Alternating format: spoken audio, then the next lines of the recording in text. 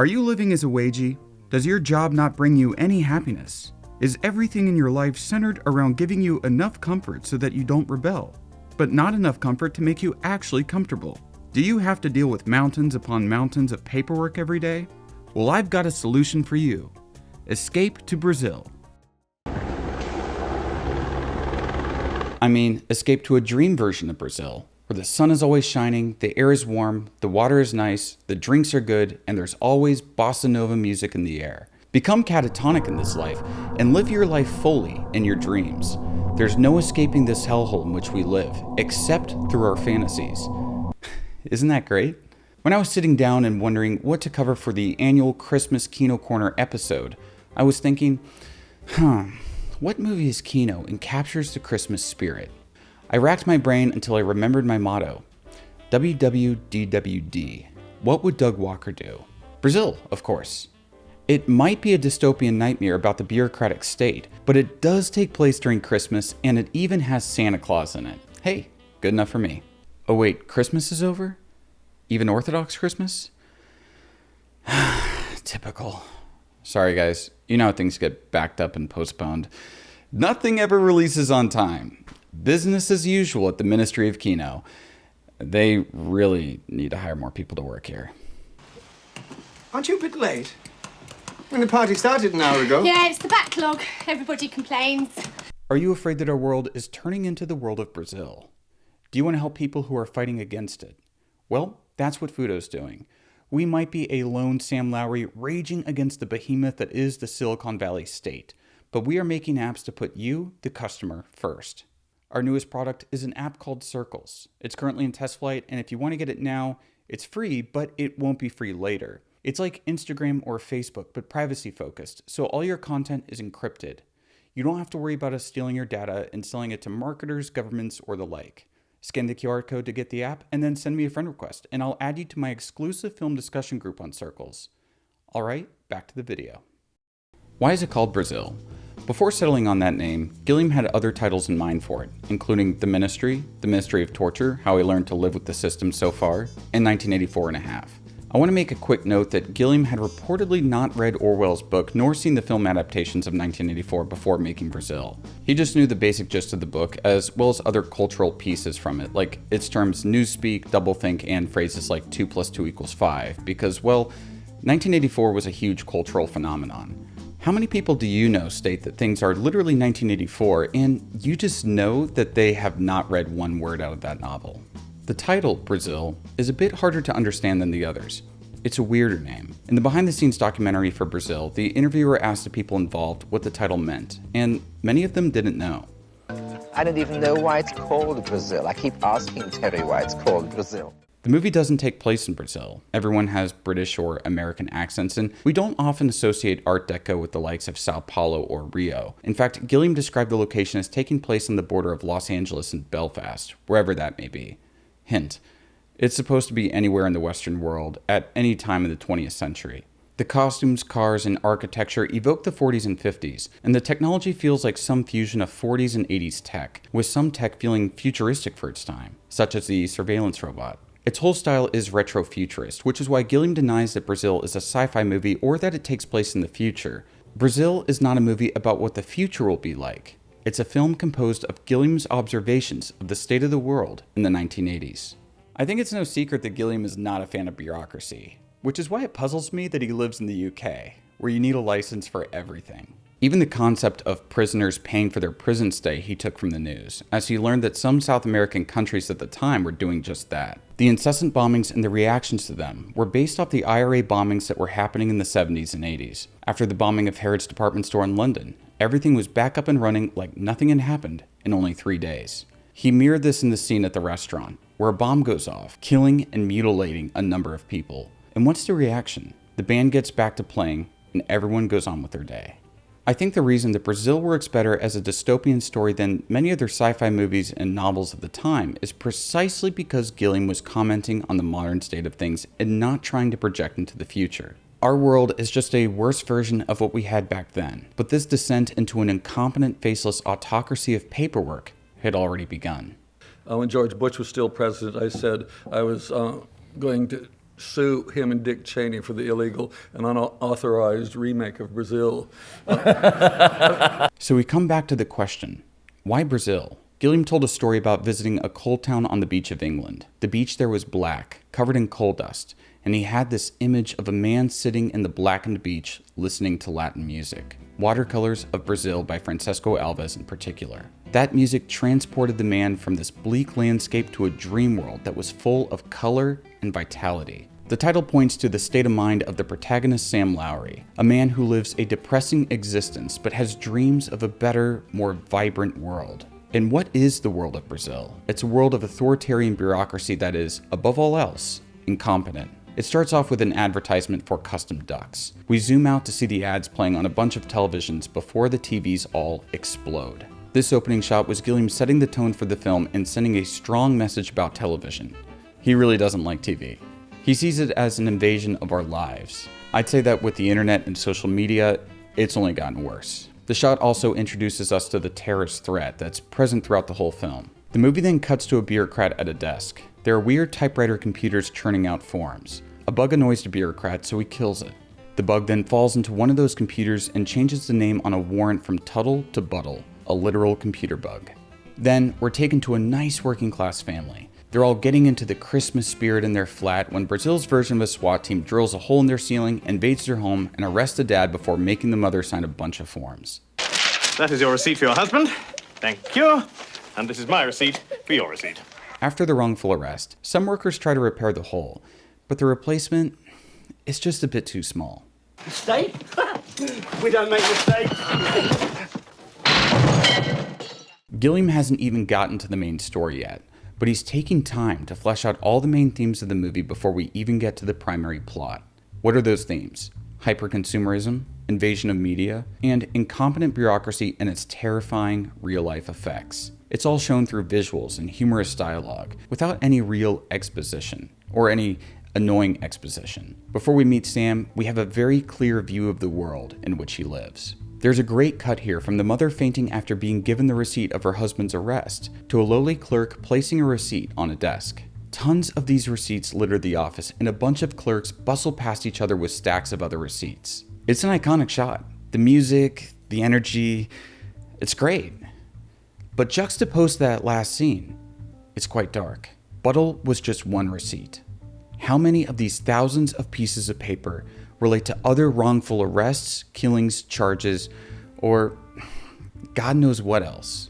Now Gilliam is ready to introduce us to the protagonist. Kurtzman, who seemingly can't do his job, asks where Sam Lowry is. The first time we see Sam Lowry is in his dreams. He's wearing a metallic and angelic suit, looking like Icarus flying through the clouds. We first see him as he wants to be seen. Then he wakes up, realizes he's late to work because the electricity wasn't working properly, and speeds off to his job. Gilliam reinforces the ideas of the desire for comfort and the idea that nothing works correctly in this world, as his whole waking up routine is automated by machines, but the coffee maker pours his coffee on his toast. When he arrives at the office, he runs into Jack, a good friend of his, who tells him that he needs to get out of working in records. That's when he sees her, Jill, the woman of his dreams. He sees her on the surveillance screen, and little does he know that this chance encounter will send him down a path that will change his life forever.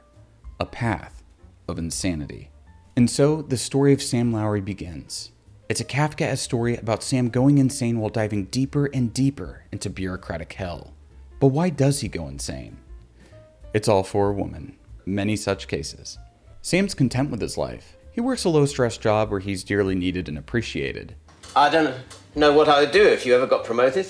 Oh, God, don't worry about that. Most days he just watches classic films instead of actually working. He might not make a lot of money, but he makes enough to get by and stay comfortable. It's impossible to get noticed. I know. Wonderful. Marvelous. It's not like he has to care for anyone. He balances out his boring wagey job by escaping to dreams where he's a superhero. These dreams let him deal with this miserable world. That's not unlike our own world. As wages have stagnated, or at least not kept up with inflation, and people now have to often work more than one soulless job just to get by, the people are kept sedated by their entertainment. What are superhero movies and many video games, if not power fantasies to sell to people who feel powerless in their daily lives? Of course, especially with superhero movies, these fantasies are not the dreams of the audience members. They're dreams by large corporations, made by committees and audience tested and refined to make the largest possible profit. Well, at least they used to be profitable. I'm glad that that trend seems to be waning. Sam's dreams might be influenced by the likes of Superman, as Gilliam suggested, but at least those are his dreams. Of course, his dreams don't remain nice dreams. As his waking life becomes more of a nightmare, his dreams do the same. Giant monoliths shoot up out of the ground, giving the feeling of the brutal urban landscape invading his nice countryside. Dark creatures with baby masks walk the streets between these monoliths. Jill's in a cage, and a gigantic samurai made out of computer parts serves as the villain that Sam must defeat. This samurai is a stand-in for the state, this overpowering bureaucracy, so it's no shock that after Sam defeats it, he discovers that the samurai is himself. In this case, samurai is a play on words. Sam, you are I. Sam might rebel against the state, but he is the state. This bureaucracy is made up of a million Sams, men who just look at their jobs as dealing with inane paperwork, not thinking of the real-world consequences of any of their actions. In a system like this, the greatest evil can be committed, and no one would know who to blame. They sort of file their humanity away and just follow orders like good little Nazis, basically. Let's get back to the story for a second. Sam's first sin against the system is a result of the system not working. His heating goes out in his apartment and he calls Central Services, crying that he has an emergency. In return, he gets a pre-recorded voice message back from Central Services, a pre-recorded voice message that makes sure to say that it is not, in fact, pre-recorded. This has not been a recording. This is an emergency. Thank you for calling Central Services. I'm sorry, due to No, temporary I've got to have a difficulties. heating engineer. Despondent, he falls asleep in his fridge, since that's the only way to keep cool. Then, he receives a phone call and finds a mysterious pistol-wielding stranger in his house, a Mr. Archibald Buttle. I mean Tuttle. My good friends call me Harry. Harry comes in and performs a heating engineer job with surgical precision. De Niro actually shadowed a neurosurgeon in preparation for this role so that he could play the part of the plumber, but act like a surgeon. When he opens the panel on the wall, we see all the living, breathing organs of the apartment. It's Sam seeing the truth of his world for the first time, or at least a small glimpse of the reality of this world. And what is this part of the truth? Well, Central Services sucks, and Tuttle's a nice guy. He's not acting like the terrorist the state says he is. He's just a private worker who can get the job done quickly and efficiently, without the need for endless paperwork. I came into this game for the action, the excitement. Go anywhere, travel light, get in, get out, wherever there's trouble, a man alone. That's when the foils to Tuttle show up, Spore and Dowser. You know, they look a lot like the Mario Brothers. Oh, that's because Bob Hoskins would later go on to star in the Super Mario Brothers movie. You know, the good one. By the time they arrive unannounced, Tuttle's already done. Sam is now having to cover for Tuttle, who has a gun drawn on him. He tries to make them go away, but they're quite insistent. His last line of defense is asking for paperwork. Have you got a 27B stroke 6? 27B stroke 6. Which sends Dowser into a sort of seizure. They leave, but they'll be back. Oh, they'll be back. This scene, which is both sinister and humorous, much like the rest of the film, shows how even the people who work for the system are debilitated by its formalities. They came in after hours without the proper paperwork to get the job done. Would they have done as good of a job as Tuttle? Probably not. But they did at least have the desire to skirt the system a little bit. And notice how they didn't refer to Tuttle as a terrorist, but as a scab. You read that scab Tuttle here, ain't ya? What are you talking about? We'll get to that a little later. Then, Lowry commits his second sin against the system. They issue a refund check for the Buttles, but they make records pay for it, even if it was Information Retrieval's fault. When Sam tries to issue the check, he finds out that Mrs. Buttle doesn't have a bank account. So, he takes it upon himself to deliver the check himself. He drives to her place of residence, Shangri-La Towers, which, like most of the film, is quite tongue-in-cheek. The name suggests a heaven-like place, but we see that it's actually more akin to a slum. Outside, kids play act and arrest, pointing guns at each other. This implies that these arrests, like the one that we saw at the beginning of the film, are so common in their world that it's something that these kids know how to act out. Sam's venture into Shangri-La is what wakes him up to reality.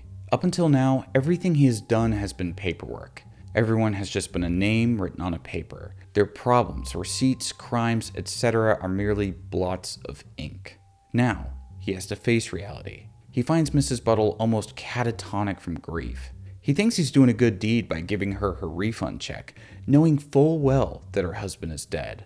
What have you done with his body? Oh, gosh. This check, this lousy piece of paper, isn't going to bring her husband back. Her husband that wrongfully died because of a printing error. He doesn't even realize that, standing there, he represents the oppressive government that destroyed her family. He's not acting out of malice, quite the opposite. But his gesture is cruel, nonetheless. This act outside of the bureaucratic system is what ultimately leads to his downfall, as he finally sees Jill Layton, the woman of his dreams. He chases after her, bumping into Terry Gilliam along the way. When he runs outside to find her, she whizzes by in her truck, and he finds his little car burnt to a crisp. He does, however, get her name from one of the little Buttle girls. Now, things start to get chaotic. He now wants the promotion so he can access Jill's files. She's now a supposed terrorist accomplice or sympathizer, so he can't access them from records. However, his boss forged his signature on his denial of promotion form, so now he can't become information retrieval and thus get her records. Furthermore, back at his apartment, Spore and Bowser are back for revenge. All the guts of the apartment spill out of its walls and ceiling. They found the device that Tuttle used, and they know that Sam hired a scab. They're not there to fix anything. They're there to screw with him. And just so everything's proper, they even brought a 27B/6. What is it? 27B/6. What do you think it is? If, when Tuttle took off one wall panel that showed how Sam was beginning to see the truth of the society, then now, all the reality is laid bare. Now he understands that these victims are not just blots of ink on paper, but real suffering human beings. He also understands how people live outside of his comfort zone, and he knows how the state has kept everyone oppressed by both its totalitarian nature and its own stupidity. And yet, he still sees the light. Jill. Thankfully, his mother is holding a party that night to celebrate her new plastic surgery, and the vice minister will be there, someone he needs to talk to if he wants to secure his promotion. There's a whole plastic surgery storyline that occurs throughout this movie. The first time we see Sam's mother, Dr. Jaffe, played by Jim Broadbent, is stretching out her skin and preparing her for surgery. Her mother's friend, Mrs. Terrain, goes to a different plastic surgeon, Dr. Chapman, who believes in using acid to make these women more beautiful. In Brazil, we witness Sam's mother get younger in appearance, while Mrs. Terrain always has a new complication. By the end, she's completely covered in bandages and cannot walk. Yet, she always has faith that she'll be right as rain in no time. Well, in the end, she's a bag of flesh and bones, but that's in the dream sequence. Still, it might have also happened in reality. Gilliam added this subplot about plastic surgery in the film because he spent time in LA and noticed how many people got work done on themselves. He referred to it as a kind of American sickness. It fits in with the world of Brazil, as its hyper-consumerist culture makes beauty, or rather the hope of beauty, something one can purchase. His mother and her friend aren't doing this for any real medical reason, but rather so that they can romance younger men. In that way, the money they spend on their surgeries is their ticket into a wider sexual marketplace. It's quite disturbing when you notice how the men she chases after post-surgery are her own son's age, or possibly younger. Of course, this doesn't change the fact that their bodies are older. Mrs. Lowry and Mrs. Terrain seek an illusion of eternal youth. All these people have in this world are their dreams, their illusions. Sam has his dreams of being a mythical figure, and his mother has dreams of being beautiful again.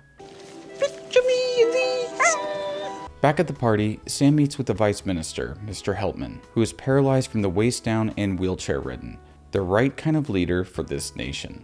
He tells Sam that he needs him, and then, in a pretty funny cut, Gilliam cuts to Sam helping him urinate. Mr. Heltman then tells him how to reach him with an anagram of Sam's late father's name, Jeremiah. Here I am, J.H. Mr. Heltman brings Sam onto information retrieval, and now Sam heads out for his new job. The lobby of information retrieval is a far cry from that of records, even though it is the same set. It's stark, and one solitary man occupies the welcome desk. He knows who Sam is. Everything seems under control. That is, until Sam's elevator doesn't quite reach his floor. His floor is bleak. It's brutalist and devoid of life. It's just concrete and dark numbered doors. A roaming group of decision makers are the only sign of life here. They bring him to his door and he discovers that his office was probably made overnight, as it's just partitioned from the next door's office. He even shares a desk with his neighbor. Since there's no computer in his office, he has to go next door to have his neighbor help him out. But his neighbor is completely useless at working computers. Sorry, it's broken. But you haven't switched it on. Oh, yes. Nevertheless, he waits on Lime to find the documents. In the meantime, he plays with the executive toy his mother gifted him.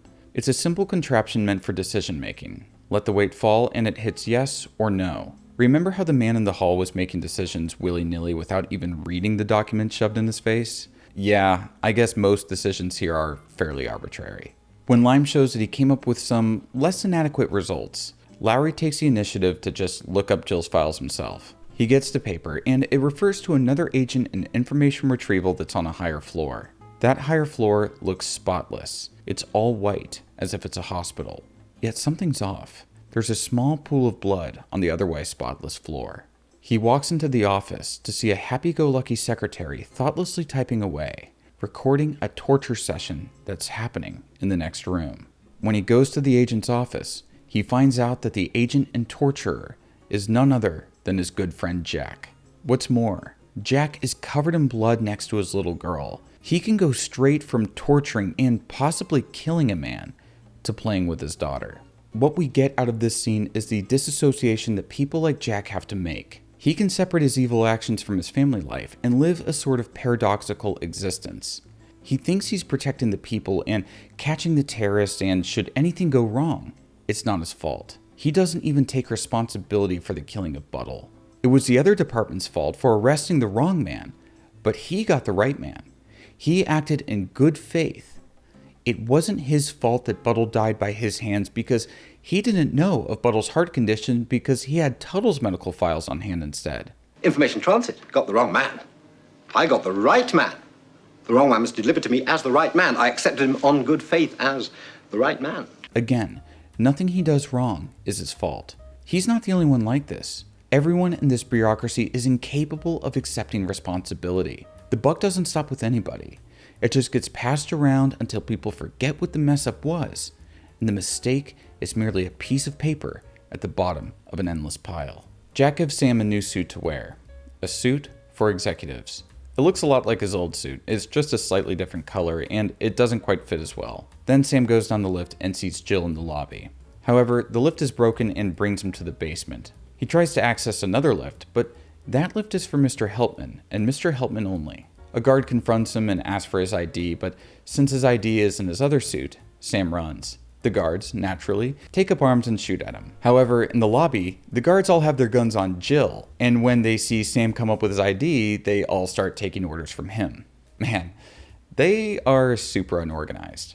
Sam arrests Jill and takes her to her truck. He pleads her to leave, knowing the kind of danger they're in, but he's forced to threaten her with a pretend gun to get her driving. This sequence is where their romance starts to blossom, but it's not some overly saccharine romance. He sounds like a crazy person when he says he loves her in his dreams, and after she quite literally kicks him out of the truck, he still holds on and persists. This is where Sam unwittingly becomes a terrorist. Not because Jill is a terrorist, but because he's just so damn paranoid. He thinks that the package in her car might be a bomb, which leads Jill to asking if he's actually met a real terrorist. This brings us back to something I was talking about earlier in the video. Is Tuttle actually a terrorist? Aside from the fantasy sequence at the end, we never see him blow anything up. The guys from Central Services just call him a scab. It actually appears that Tuttle is in it to help people and make the world a better place. So why would the ministry label him as such? This gets back to the whole theme in the film of no one in the government wanting to take responsibility.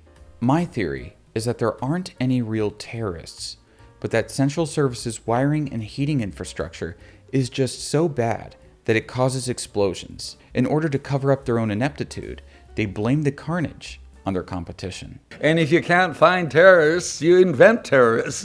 If you listen into enough people's conversation, you'll probably find somebody who had a terroristic thought in their head for a moment. There is one saboteur that we see. Sam. He forces Jill to drive through a checkpoint, engage in a high-speed chase, and causes an explosion in which at least one guy burns to death. After the explosion at the shopping mall that he thinks that Jill caused until he sees her box was full of executive decision maker toys, Sam goes back to his office in information retrieval and, in anger, connects the pneumatic tubes in his office. He turns the system in on itself, causing the tubes to blow up and the papers to rain down from the ceiling. After that, he aids Tuttle in a little prank against Spore and Dowser, filling their suits with sewage until the suits explode. The world, as he sees it, is not just fully exposed to him, but he now realizes that it's full of shit. Jill shows up in classic noir style and Sam whisks her away to his mother's home since his mother is away on vacation, but he can't stay. There's something he needs to do. He runs to information retrieval, sneaks past the carol singing guards, types the anagram into the elevator, and enters Mr. Helpman's empty office. In it, he changes Jill's record to say that she died, because the only truth in this world is what's on paper. He returns back to his mother's home, and in true Hitchcockian fashion, Jill has transformed herself into the girl of Sam's dreams. He proudly states that he killed her on paper, and then we get one of the funniest lines in the film. Care for a little necrophilia? They totally do it. When they wake up, she's wrapped in a bow. A real present for an executive. They do it again. And then, the movie ends.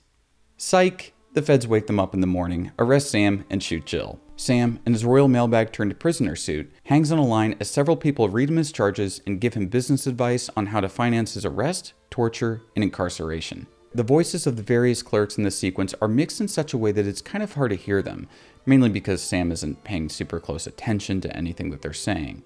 But if you listen closely to the first clerk, he reads off all the crimes that they're accusing Sam of. These crimes go all the way back to the beginning of the film, when he was still just a good little worker bee. Forging the signature of the head of records, 3rd Department. Attempting to misdirect ministry funds in the form of a check to A. Buttle. Were they aware of these crimes at the time, and holding it against him should he rebel against the system at all? Was he even aware that he was committing any sins? As far as we know, he was just trying to be helpful. One might say that this says a lot about society. I have a question for you. Do you know every law in the country in which you live? Are you aware that you've probably broken many laws without even being aware of said laws? Harvey Silverglate talks about this in his book 3 Felonies a Day, which, funnily enough, has a foreword by Alan Dershowitz, but let's not go down that rabbit hole right now. The point of the book is that our legal code here in the US is so Byzantine that normal people unwittingly commit crimes without even knowing that they're crimes. I'm not sure that it's 3 a day. I mean, that seems a bit much to me, considering how boring most of our lives are, but the general idea still stands. If the government wants to imprison you, lest you do something like, say, protest a decision of theirs, engage in civil disobedience, say things they don't like, or rebel in any other kind of legal manner, well, there's a saying from the People's Republic of Poland that goes something like, "Show me the man, and I'll show you the crime." It's been translated a few different ways, but you get the point. The ministry doesn't care about any of Sam's individual crimes. They care that he has placed himself outside of the system. They've got plenty of felonies to stack up against him, which means a large bill for Sam. What's funny is that they state all of this very matter-of-factly. They're completely disinterested. Sam is not a person, or even some evil terrorist to them, but a lifeless product on a conveyor belt to whom they need to read a list to, or give stock financial advice to. When Sam asks Santa Claus, aka Mr. Helpman, to help him, he can't. He's not living up to his name, is he? Even Mr. Helpman, the vice minister, is bound by the rules and regulations. You know, that might be the one utopian aspect of this world. But I've got a question. Who's the prime minister? We hear a lot about this vice minister, but who's the guy in charge? Is there a guy in charge, or is that seat something that exists on paper and not in real life? Anyways, at this point, the people, including Mr. Helpman and the guards, are all quite nice to Sam in their own way. They tell him to just confess and get on with it, or else he'll rack up quite the credit bill. It doesn't feel like the system sees this as punishment, but as merely a procedure for criminals to go through. I know that might not make a lot of sense, but there's no sense of emotion from anyone in the system here. It doesn't feel like real justice is being served. It's just as soulless as everything else in the bureaucracy. Sam throws a wrench in this, though, as his torturer is Jack, his friend. Sam pleads with him and distresses Jack, who then blames Sam for the predicament. Classic. Jack, How could you do this to me? That's when we get into the extended fantasy sequence. Tuttle and a gang of gunmen shoot Jack, rappel down, and rescue Sam. They fight through information retrieval, and it plays out like an 80s action movie, with a little bit of drone warfare there and a little bit of Battleship Potemkin here. Tuttle and Sam blow up information retrieval and then steal away to the shopping center, where Tuttle dies by a death by 1,000 receipts. The paperwork killed Tuttle. Literally. Sam escapes and finds himself in a church, attending the funeral for Mrs. Terrain. His mom is there, and she's young, very young, in fact, as she's played by Kim Greist, who also acts as Jill Layton. There have been readings of this scene as being an indicator that Sam suffers from an Oedipal complex, but Gilliam denies this and instead states that he sees this as an ultimate nightmare. To see one's own mother as appearing like one's lover would seriously screw you up. This is when Sam, in order to further evade the cops, tips the coffin over. Out spills the remains of Mrs. Terrain, and in goes Sam. He falls into a void and finds himself in his dream world. He runs from all sorts of creatures, cops, and dead people, crawling over ducts and wires for his final escape. And finally, he finds himself in the mobile home that Jill had been hauling. She's driving the truck. He joins her, and they drive off to their happily ever after. Well, this all takes place in his head, obviously. In truth, he went insane during the interrogation. Mr. Helpman and Jack leave him to sit in his chair humming Watercolors of Brazil in the middle of the nuclear cooling silo. Roll credits. In his commentary, Gilliam said that his intention with Brazil was to make a movie about a man going mad and have it have a happy ending. He sees this ending as happy, as Sam finally escapes the oppressiveness of his world and completely retreats into his mind. I don't know about you, Gilliam, but I think this is pretty fucking bleak. He's got away from us, Jack. Afraid you're right, Mr. Helpman. What I love about Brazil isn't just the characters and themes and the wealth of ideas that can be found in it, but the world feels lived in. There's so much going on in the background and production design that adds to it so much. For one, there are spies that follow Sam around the world. Also, I urge you to rewatch the film and pay close attention to the posters.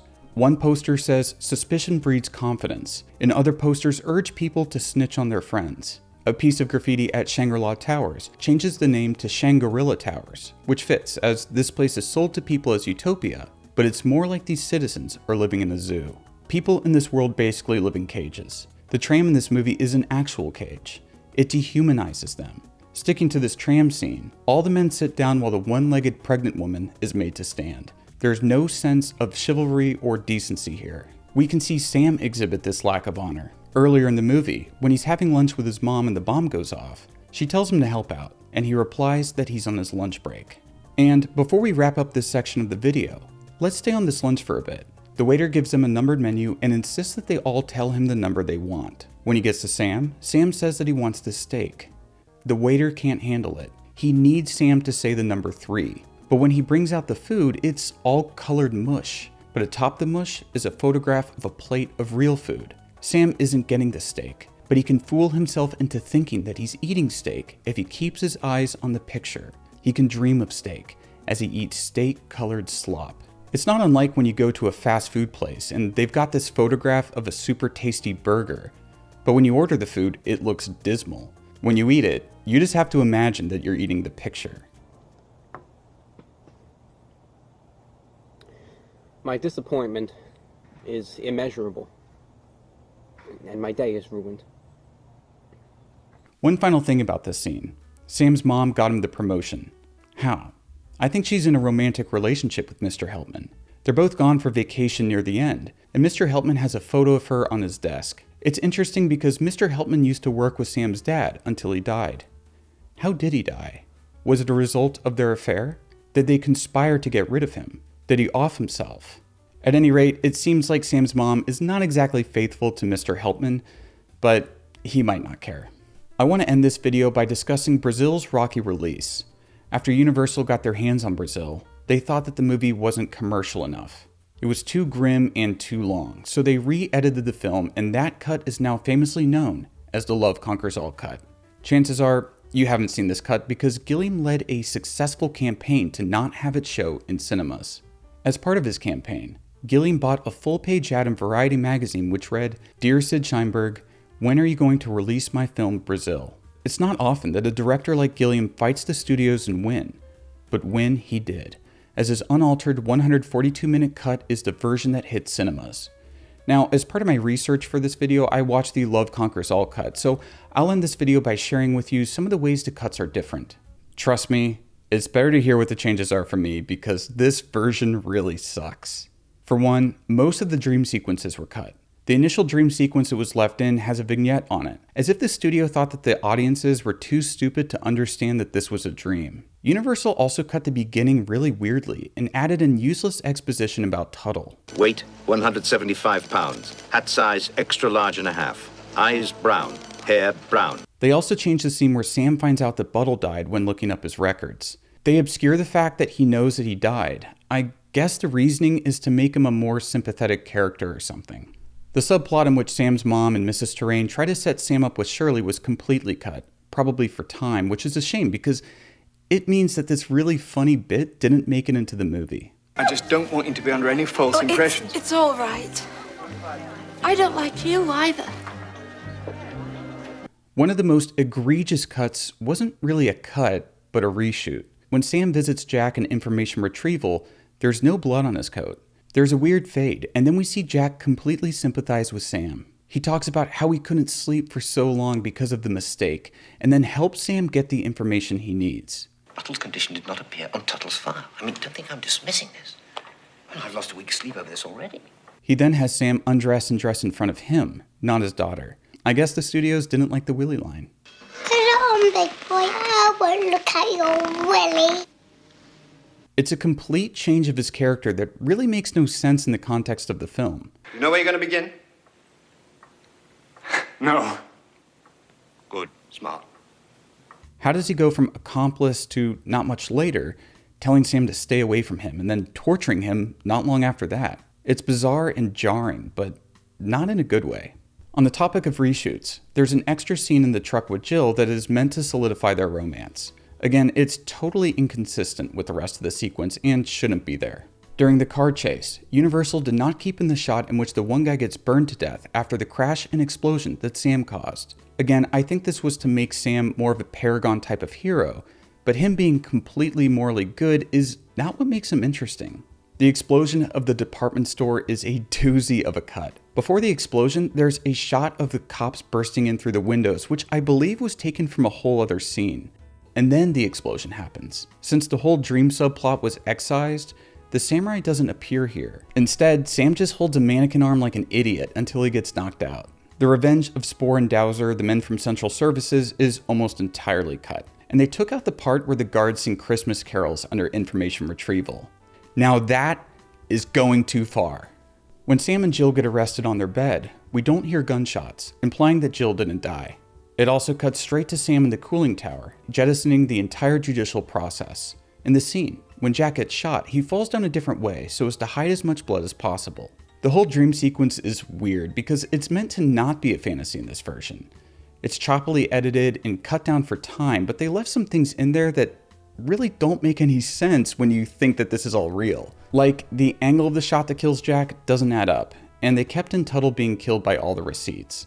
Sam doesn't go to the funeral though. He magically goes from the shopping center to the truck with Jill.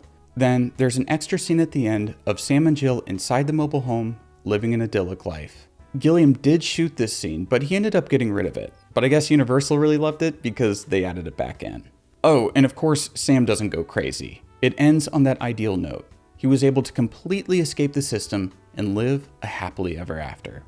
Some more general notes on the cut include the fact that they ADR'd out all the uses of the word fuck as well as some other curse words. Drive on or I'll blast your head off! Drive on or I'll blast your fucking head off! Violence was also greatly diminished. My guess is that they wanted to secure a PG or PG-13 rating since they could then appeal to the younger fans of Gilliam's previous release, Time Bandits. But all it did was make the film toothless. It's also obviously cut for time, but in doing so, Brazil in this version has no sense of place or character. It moves way too quickly and isn't allowed to breathe. We don't get a good sense as to who any of these characters actually are, and we aren't allowed to fully experience the world. If this was the version of the movie that was released to cinemas, then there are good chances that nobody would be talking about it today, except as maybe an early failure by its director. It just goes to show you that a movie is made in the edit. If you put the film in the hands of the wrong editor, then no matter how amazing the raw material was, the movie can still end up bad. I am so thankful that Gilliam won the battle and got his vision released. I know that this video has already been long, and truth be told, I couldn't even cover absolutely everything I wanted since video essays like this require cuts. But I hope that you found this video fun and interesting. If you like Brazil, then I think you should also check out Time Bandits and The Adventures of Baron Munchausen, since they form a sort of trilogy. Time Bandits is about the dreams of a boy, Brazil, the dreams of a 30-year-old man, and Baron Munchausen, the dreams of an old man. They're all great. I grew up watching Time Bandits, and I must have seen it like 15 times by now. They all possess that pro-dreamer, pro-fantasy, and anti-order attitude that you see in Brazil. They're also all just really funny, so you should check them out if you haven't seen them. A thought that I like to have is that Brazil is the world that the evil genius from Time Bandits would make if he gained all control. If I were creating a world, I wouldn't mess about with butterflies and daffodils. I would have started with lasers. 8 o'clock, day one. Well, guys and girls, I think that pretty much covers it. I've been the Kino Corner, and I will see you all in the next video.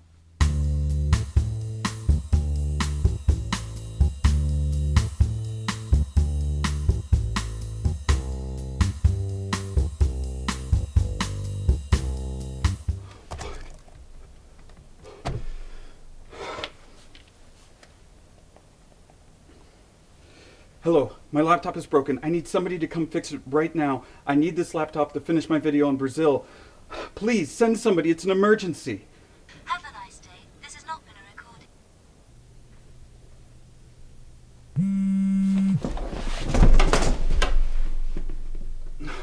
Hello? Hello? Hello? Mr. Kino Corner? Yes, hello. Who is this? Put the phone down and your hands up.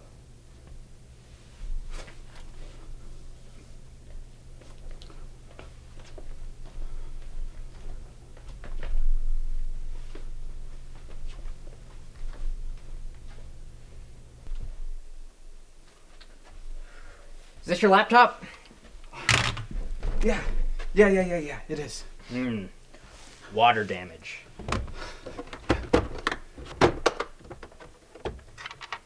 Oh, hold this. Oh, solar cells. Nice to meet you. Yeah, thank you for coming here. No problem.